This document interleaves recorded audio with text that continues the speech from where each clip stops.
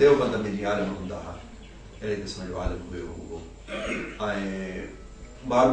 काके कोटनि जो मौलाना अली मोहम्मद काके कोटो साहब तमामु वॾो जय्यद आलिम हो ख़लीफ़ो यार मोहम्मद साहब कुरैशी मेहर शाह कुबे वारनि तमामु वॾो जय्यद आलिम हो ऐं अहिड़े नमूने मां पठाननि में मौलाना जहान ख़ान तमामु वॾो आलिम हो त ही आलिम हुया पोइ कनि हिते पढ़ियो के हिते कनि हिते पढ़ायो के वरी ॿाहिरों पढ़ी आया मौलवी अब्दुल करीम चिश्ती मौलवी अब्दुल करीम वॾो आलिम हो मौलवी अब्दुल करीम त ईअं सम्झो त हमा पंहिंजूं शख़्सियत हुई बैक वक़्तु हिकिड़ो आलिम हिकिड़ो मुक़रर हिकिड़ो सियासी लीडर हिकिड़ो बहितरीन सहाफ़ी हिकिड़ो हकीम ऐं हिकिड़ो सोशल वर्कर मौलाना तमामु वॾी हैसियत आहे असां ख़बर न आहे त अहिड़नि माण्हुनि खे छो विसारे वेठा आहियूं दिक़त इहा आहे त मौलाना अब्दुल करीम चिश्ती पोएं दौर में तमामु वॾी हैसियत जो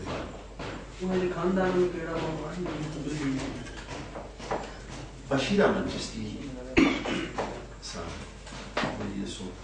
असांजो पीर फज़ल अहमद सुठो आलिम हूंदो हो हकीम फज़लुल्लाह साहब सुठो आलिम हूंदो हो मौलवी इलाही बख़्श अवां ख़ुर्शीद अहमद लिबास सुठो आलिम शिकारपुर जा वॾा वॾा अदीब उन्हनि जे बारे में अदीब ऐं शाइर असांजी अलवी फैमिली जो मूल बि इल्म अदब जो चर्चो मुल्क ई आहे साईं पाण वॾो शाह फ़क़ीर अलाह रहम वॾो आलिम हो काफ़ी तसरीफ़ात मजिद अरबी फ़ारसी में आहिनि बहरहाल हुनजी इल्मीअ ते बि उन अंदाज़ो लॻाए सघिजे थो हा कुतुबुल इरशाद बहितरीन किताब आहे जेको हज़ारनि जे तादाद में छपियो आहे हा कोटिया मां पंहिंजो पेशावर मां दिल्लीअ मां मुख़्तलिफ़ जायुनि तो अञा ताईं छपियो पियो रहे थो मकतूबात शरीफ़ा ॿिया काफ़ी किताब आहिनि जेके तरीक़ुल इरशाद आहे अहिड़े नमूने खां पोइ अॻिते मीर अली नवाब अलवी पाण वॾो आलिम वॾो हकीम शेरनि में कुलियात अलवी मौजूदु आहे ऐं तराबादी ने अलवीअ जे नाले सां सिधी किताब हुनजी फ़िकी हिसाब सां इहो इशारे ते जेको ॿुधायूं अल बिशारत अल इशारा अरबी ज़बान में उहो किताब मौजूदु आहे मीर शफ़ी अहमद अलवी इंफॉर्मेशन ऑफिसर हुयो बहितरीन अदीब बहितरीन शाइर सिंधी ज़बान जो बहरान जेको शाइर नंबर आहे उन में थोरो ने ज़िंदगीअ जो अहवाल ॾिनल आहे उनजो भाउ हो मरहूम ख़ुर्शीद अहमद अलवी उन संदसि मकाला मुरतब कया हुआ पर छपाए न सघियो ॾाढा मयारी मकाला नई ज़िंदगी में ॿियनि सालनि में पैगाम वग़ैरह में ज़माने में छपिया उन खां पोइ मीर सफ़ीउल्लाह फ़िदा अलवी सुठो शाइर हो उन ते मां MA में मोनोग्राफ लिखियो हा उहो सिंधी यूनिवर्सिटीअ में मौजूदु आहे हाजी मोहम्मद अशरफ शाइर असलम अलवी भी शाइर इब्तिदाई दौर में जेके ग़ज़ल जा शाइर हुआ जंहिंमें कासिम हुयो गदा हुयो फाज़िल हुयो ख़लीफ़ो गुल हुयो उन दौर जो ग़ज़ल जो बहितरीन शाइर आहे बदवी ख़ानदान तमामु वॾो इल्म अदब जो सो टिनि पुश्तनि ताईं रहियो पर लुत्फुल्लाह बदवी त असां ॾिठोसीं सुठो शाइर सुठो अदीब तज़किरा लुत्फ़ी हुनजो यादगार किताब आहे संदसि वालिद साहब ख़ादिम साहब वॾो आलिम ड्रामा निगार ऐं पंहिंजो लुत्फुल्लाह बदवी साहब जा पुट एहसान अहमद बदवी ऐं मरहूम ग़ुलाम अहमद बदवी साहब जो उस्ताद हो आख़िर में PhD भी कई ऐं एहसान बदवी भी काफ़ी तनक़ीद ते हुनजो किताब आहे काफ़ी मकाला हुन दौर में छपा वो MA सिंधी हो MA उर्दू हुन ज़माने में हुते SM कॉलेज में उर्दू भी पढ़ाईंदो सिंधी भी पढ़ाईंदो तमामु सुठो आलिम हो अहिड़े हिसाब सां पंहिंजो ॿियनि बि ख़ानदाननि में हा ग़ुलाम अली मसूद उन खां पोइ सूमरा आहिनि जेके पंहिंजो पंजनि पीरनि वारा इन्हनि में बि सुठा शाइर ख़लीफ़ो करमुल्ला ख़लीफ़ो नसरुल्ला सुठा हकीम सुठा अदीब हाणे मौजूदा दौर में बि ख़लीफ़ो सिबतुल आदी सुठो शाइर आहे मकाला वग़ैरह बि लिखंदो आहे हिते ई पंजनि पीरनि में अंसारी फैमिली उस्मान अली अंसारी साहब सुठो अदीब बहितरीन जेको आहे सो अदीब या श्रीनगर जे पासे में चवदो फैमिली रहंदी हाँ अब्दुल रज़ाक उस्ताद अब्दुल रज़ाक चवदो उन जा जेको सीरत ते किताब जी हाणे चपता ई था सघनि शायदि उन ज़माने में चवंदा चवंदो सभु पोइ अहिड़े नमूने सां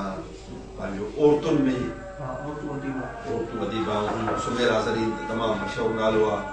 अफ़साना निगारीअ में तमामु वॾो नालो आहे सिंध लेवल ते जेको आहे मशहूरु आहे बेगम बादाम नाथा पंहिंजो उन जो इहो आहे त अहिड़े हिसाब सां काफ़ी रोशन आरा मुग़ल ऐं पंहिंजो रशीदा हिजाब उहा अलाए साइंस जी उस्ताद हुई को डायरेक्टर बि रही हुई ग्रेड में पर इब्तिदाई दौर में उहो अफ़साना लिखंदी हुई उन में रशीदा हिजाब जा अफ़साना तमामु मक़बूल हुया भुट्टो फैमिली उस्ताद हबीब गुलाम भुट्टो संदसि वालिद मौला बख्श मिस्कीन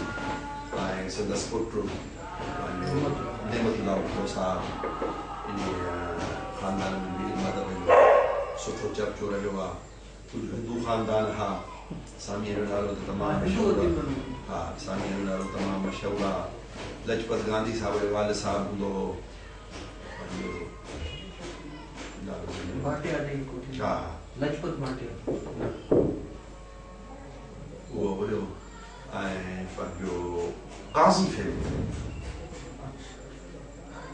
हेॾे सिद्दीक़ मारीअ खां वेठि काज़ी अब्दुल हफूज़ साहब असां ॾिठोसीं सुठो आलिम सुठो वाइस उन्हीअ खां मथे उनजे वालिद साहब काज़ी बहादुर उन्हीअ त बहितरीन किताब लिखी वॾो मुफ़्ती आहे वॾो आलिम आहे ऐं वॾो हकीम तमामु बहितरीन आला क़ाइल हकीम थींदो सो इल्म जो चर्चो बि हिन शहर में तमामु दायो हुयो हा दायो इहो सुठो शाइर हुयो हा पर पोइ अॻिते वञी वकालत में अहिड़ो दुआ थियो वरी पोइ वञी अॻु बि सरगर्मी हुनजी तक़रीबन हा शेख हयास्तान तमामु वॾो नालो आहे सिंध लेवल ते पर पोइ शिकारपुर सां तालिक घटिजण जे करे पोइ उन जो हिते मसरूफ़ियत अहिड़ी कोन शहर जे अंदरि रही ऐं कॾहिं कंहिं शायदि घुराइश कोन्हे पाण शायदि अचणु पसंदि न कंदो बाक़ी नालो तमामु वॾो शिकारपुर जो सरमायो सम्झिजे अहिड़े नमूने सां काफ़ी अहिड़ा शाइर अदीब आलिम आहिनि कुतुबखाना जे वॾा कुतुबखाना ख़ुदि असांजो अलवी कुतुबखानो वॾो कुतुबखानो हो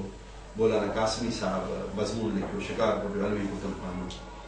अलविया लाइब्रेरी उहो वकालत कासमी में छपियल अथई त लिखे थो त हिंदुस्तान जे केतिरनि इलाइक़नि में माण्हू किताब ॾिसण जे लाइ ईंदा हुआ हज़ारनि जी तादाद में किताब हुया मौलवी चिश्तीअ जो कुतुबखानो बि ॾिठोसीं सुठो कुतुबखानो हो लुत्फुल्ला बदवी मरहूम जो सुठो कुतुबखानो हो जेको अञा ताईं संदसि पोयनि वटि आहे हिकिड़ो ॿियो माण्हू हो जेको ईअं शेख हयात वांगुरु शिकारपुर मां त हलियो वियो लाड़काणे में वञी वेठो डॉक्टर अब्दुल मजीद मेमन वॾो आलिम उनजो वॾो कुतुबखानो पर उहो हुते लाड़काणे में आहे बाक़ी शिकारपुर में पंहिंजो मौली जहान ख़ान साहिब जो कुतुबखानो हूंदो हो मशहूरु कुतुबखानो हो काज़ी अब्दुल गफ़ूर जो वॾो कुतुबखानो हो जेको संदि वफ़ात खां पोइ नरीन औलाद कोन्हे न्याणी हिकिड़ी पोइ उन्हनि सिंध नेशनल म्यूज़ियम वारनि तव्हांजे अलवे जो कुतुबखानो मां ॾिठुमि हेॾो ॿाहिरों रोडनि